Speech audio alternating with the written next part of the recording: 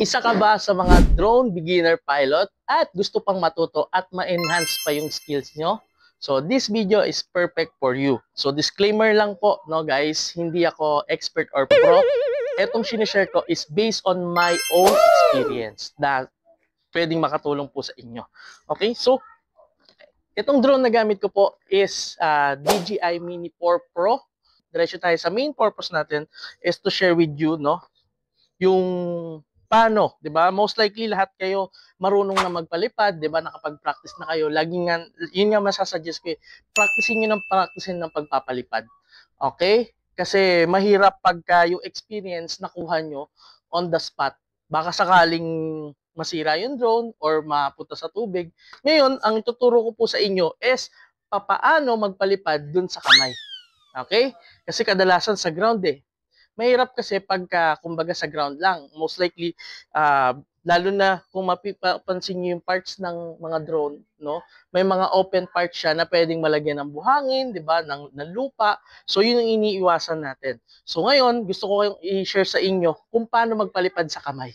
Okay, hawakan nyo lang siya.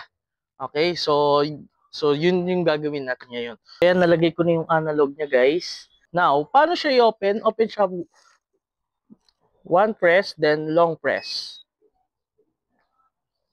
Okay, so wait nyo na lang. Ito na yung controller niya, open na. One press, then long press. Yan.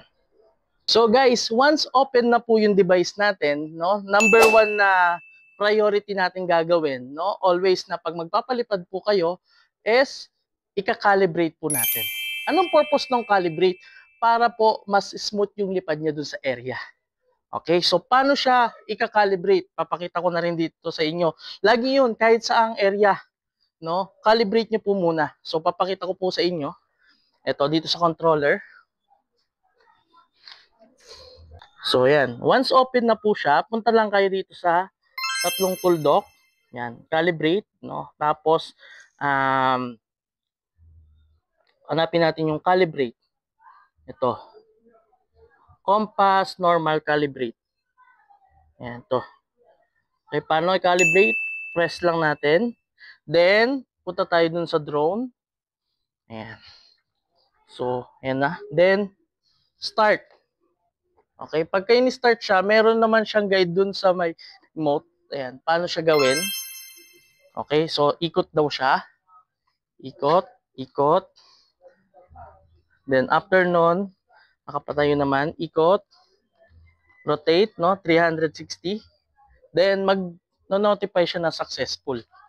Okay, so successful na. So, since okay na siya guys, make sure na bago kayo magpalipad, titingnan nyo muna yung paligid.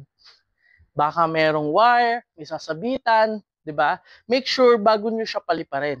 Okay, so since sa kamay siya natin papaliparin, no, meron siyang manual, meron din siyang automatic paano paliparin. Okay, so sabi ko nga, doon tayo sa kamay. Okay, so hawakan nyo lang siya. Yan. Then, press yung automatic, no? Automatic na take off. Long press.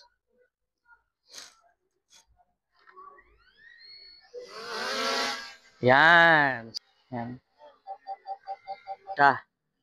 So ngayon, yan, isa sa mga advantage kapag naka-off yung sensor niya, no?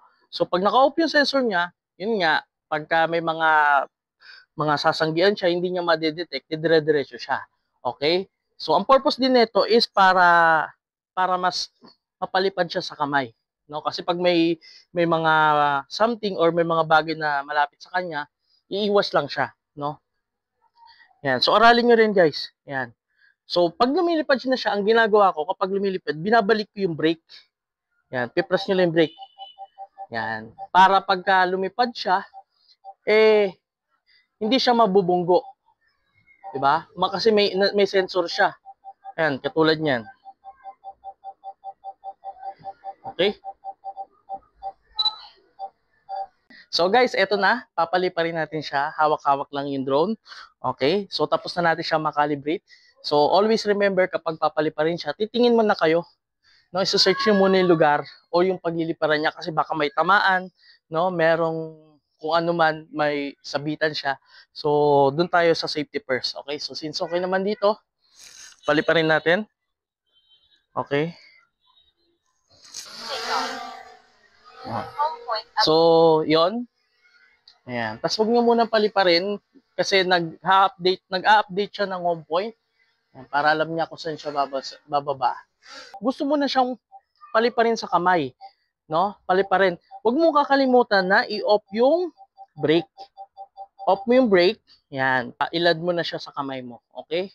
So, lalo na yung mga nagta-travel, nasa barko, or let's say nasa bangka, careful kayo dito ha. Practicein nyo muna ng practicein bago nyo gawin kasi delikado, lalo na hindi biro yung amount at saka yung yung drone mismo, no? So, yan na. Naka-off na yung brake. Pag diniretso press down ko na siya, maglaland na siya, no? Pwede rin sa baba, ayan.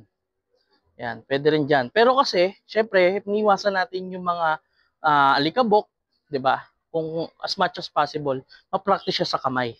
Okay? So, papalandingin ko na siya sa kamay, kuhanin ko na siya. So, guys. Yan. Yan.